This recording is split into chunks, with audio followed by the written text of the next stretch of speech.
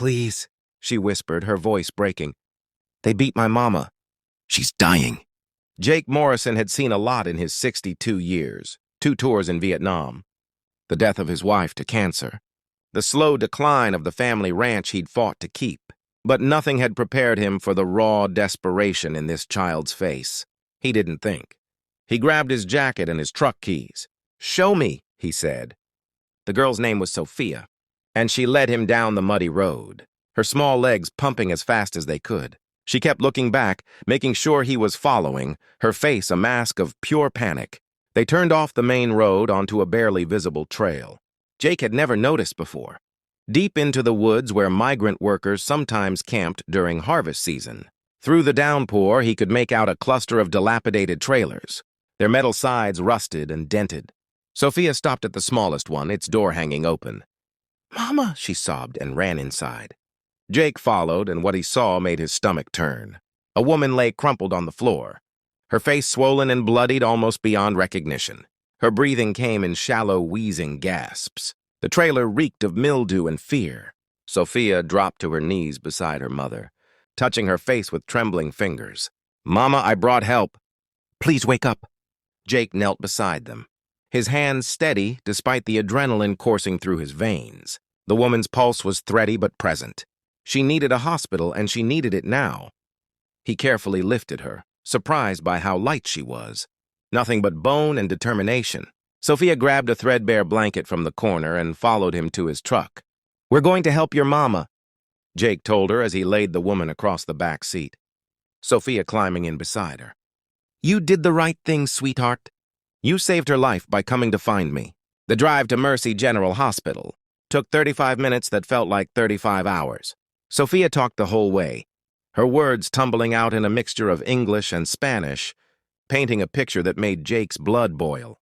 Her mother, Maria, had been working in the fields for a contractor who paid almost nothing and kept the workers trapped, through threats and violence. When Maria had demanded her wages so she could buy medicine for Sofia's asthma, the contractor's enforcers had beaten her and left her for dead as a warning to the others. "Everyone was too scared to help," Sofia whispered. "I ran and ran until I saw your light. My mama told me once that if we ever needed help, to find someone with a light in their window. She said light means safety." Jake's vision blurred, and he had to blink hard. He thought of all the nights he'd sat alone in that ranch house, that single lamp burning in the window, not for any noble reason, just because he hated coming home to darkness. He'd never imagined that light would become a beacon for a desperate child. At the hospital, everything moved in fast forward. Nurses rushed Maria away on a gurney while a social worker tried to take Sofia for questioning. The girl clung to Jake's hand with a grip that surprised him with its strength. "Don't leave me," she begged. "Please, mister, don't leave me. I'm not going anywhere," Jake promised, and he meant it. He stayed at the hospital all night. Sofia finally fell asleep around 3 in the morning, curled up in a chair with her head on his lap, her fingers still twisted in the fabric of his jacket. Jake couldn't sleep. He kept thinking about that trailer, about the other workers who were probably still there, terrified and trapped. He thought about the light in his window and the responsibility that came with it. When dawn broke, Maria was out of surgery. She'd survive, the doctor said, though recovery would be long. She had 3 broken ribs, a fractured cheekbone, internal bleeding they'd managed to stop, and countless bruises. When she woke up and saw Sofia safe beside her, tears streamed down her battered face. "Thank you," she whispered to Jake in heavily accented English. "You saved my baby. You saved me." "Your daughter saved you," Jake said. "She's the bravest kid I've ever met." But Jake wasn't done. He'd spent the early morning hours making phone calls to the sheriff, to immigration attorneys he found online, to the state labor board, to a reporter at the local newspaper he'd gone to high school with. By noon, the contractor's operation was swarming with law enforcement. 12 workers were freed, their stories of abuse and exploitation finally heard. The contractor and his enforcers were arrested. The story spread. Jake's phone wouldn't stop ringing. Reporters, advocacy groups, people wanting to help. A lawyer offered to represent Maria and the other workers pro bono. A local church started a fund for their immediate needs. Jake's ranch, which had felt so empty for so long, suddenly became a headquarters for organizing assistance. But here's where the story took a turn Jake never saw coming. As the investigation deepened, authorities discovered that the contractor had been operating for over a decade, exploiting hundreds of workers, many of whom had disappeared or been deported when they complained.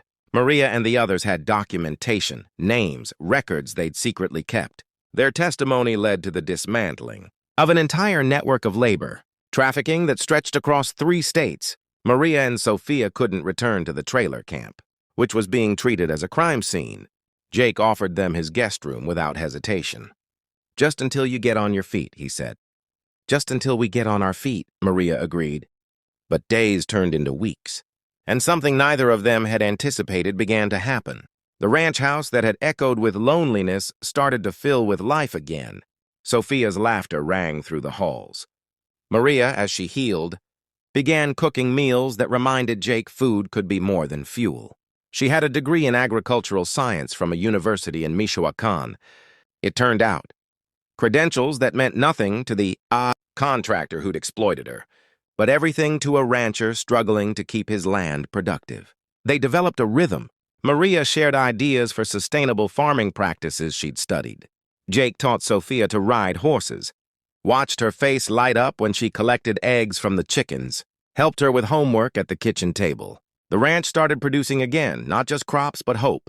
6 months later, Jake stood in a courtroom as Maria received her work visa and a settlement from the lawsuit against the contractor.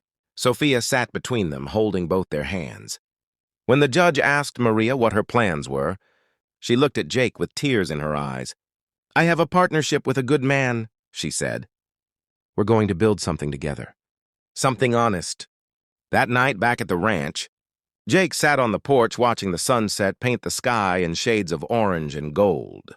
Sofia was in the yard, playing with the puppy they'd adopted from the shelter last month. Maria brought him a cup of coffee and sat in the chair beside him, his late wife's chair, which had been empty for 5 years. "You know what's funny?" Jake said.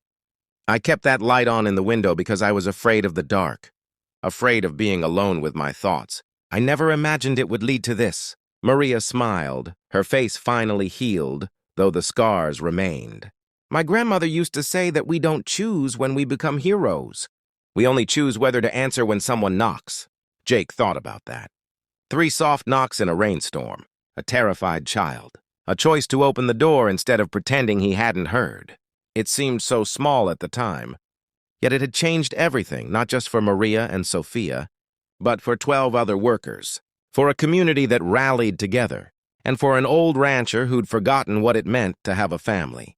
"They beat my mama, she's dying," Sofia had said. Those 7 words had been a test Jake hadn't known he was taking, and in passing it, he'd found something he thought he'd lost forever: purpose, connection, and the simple truth that one act of kindness could ripple outward in ways impossible to predict. The light still burned in Jake Morrison's window every night, but now it wasn't just to keep the darkness at bay.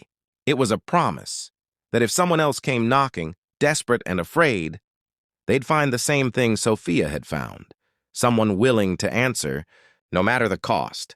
Because that's what humanity looked like in its truest form, not grand gestures or headlines, but one person opening a door when someone else needed it most. And in the end, that was everything.